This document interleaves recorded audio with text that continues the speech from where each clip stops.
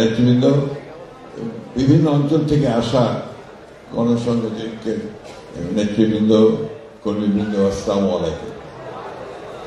আমার সঙ্গে জুনায়েদ সাকির পরিচয় হয় আমার অত্যন্ত ঘনিষ্ঠ বন্ধু, ঢাকা বিশ্ববিদ্যালয়ের ইতিহাস বিভাগের অধ্যাপক ডক্টর আহমেদ কামালের বাসায়। প্রথম আলোচনাতেই আমি তার প্রেমে পড়ে যাই।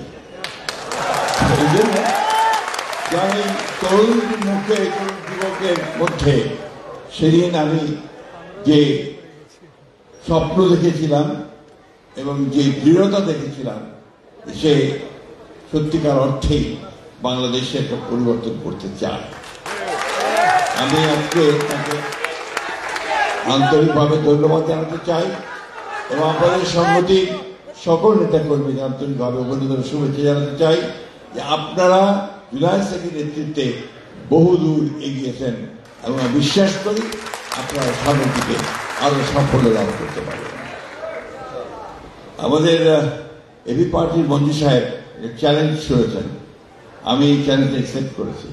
এই জন্য আমি সবসময় মনে করি আমাদের গত কয়েক বছরে একসাথে কাজ করার যে একটা ঐক্য তৈরি হয়েছে এবং আমাদের মতো বৃদ্ধ এবং তাদের মতো কি বলবো তরুণ এবং আরো তরুণ যারা আছেন তাদের মধ্যে কিন্তু একটা কাজের সংহতি তৈরি হয়েছে, এ ব্যাপারে কোনো সন্দেহ নেই।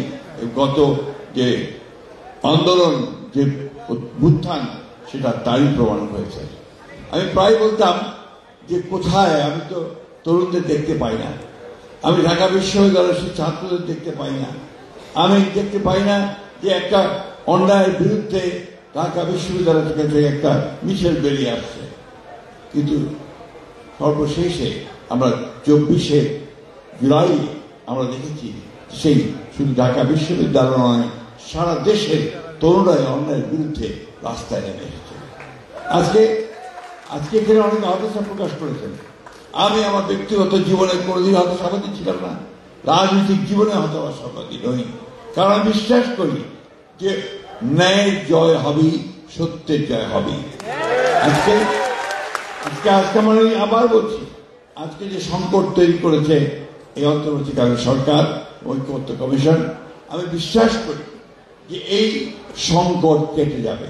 এই দেশের মানুষ কখনো পরাজয় বরণ করে না, পরাজয় বরণ করেনি, পরাজয় বরণ করবে না। প্রিয় বন্ধুগণ, আমাদেরকে সবসময় একটা কথা মনে রাখতে হবে যে এই দেশটা আমাদের, এই মানুষগুলো আমাদের, এবং তাদেরকে ঐক্যবদ্ধ করে আমাদের সমস্ত যে চক্রান্ত, সমস্ত যে আপনার ষড়যন্ত্র আমাদের বিরুদ্ধে হচ্ছে, তাকে পরাজিত করতে হবে। এখানে আমরা বিভিন্ন দল করতে পারি, বিভিন্ন মত থাকতে পারে, বিভিন্ন পথ থাকতে পারে। একটা বিষয় আমরা সবসময় এক ছিলাম, বাংলাদেশের ব্যাপারে সবার আগে বাংলাদেশ, এ ব্যাপারে আমাদের কোনো সন্দেহ নেই। আমি একটা কথা বলে শেষ করবো, সময় নেই, কারণ আমাদের সময় হয়ে গেছে, আবার আরেকটা প্রোগ্রামে যেতে হবে আমাকে। আমার শুধু একটা কথাই বলবো, সরকারের কাছে আহ্বান থাকবেন, যা হওয়ার হয়ে গেছে আপনারা দয়া করে ওই সমস্যাগুলো সমাধান করে যাতে সবাই একসাথে আমরা নির্বাচনের দিকে যেতে পারি, এই সমস্যার সমাধান করে আমরা জনগণের কল্যাণের জন্য কাজ করতে পারি, সেই পথে এগিয়ে চলুন। আমরা যেমন অতীতে আপনাদের সঙ্গে ছিলাম, সামনেও আপনাদের সঙ্গে থাকবো, কিন্তু অবশ্যই আপনাদেরকে নিজে এই যে জায়গা তৈরি করেছেন তার থেকে বেরিয়ে আসতে হবে, আপনাদেরকেই অন্য কেউ সেটা করে দেবে না। ধন্যবাদ সবাইকে। আসসালামু আলাইকুম।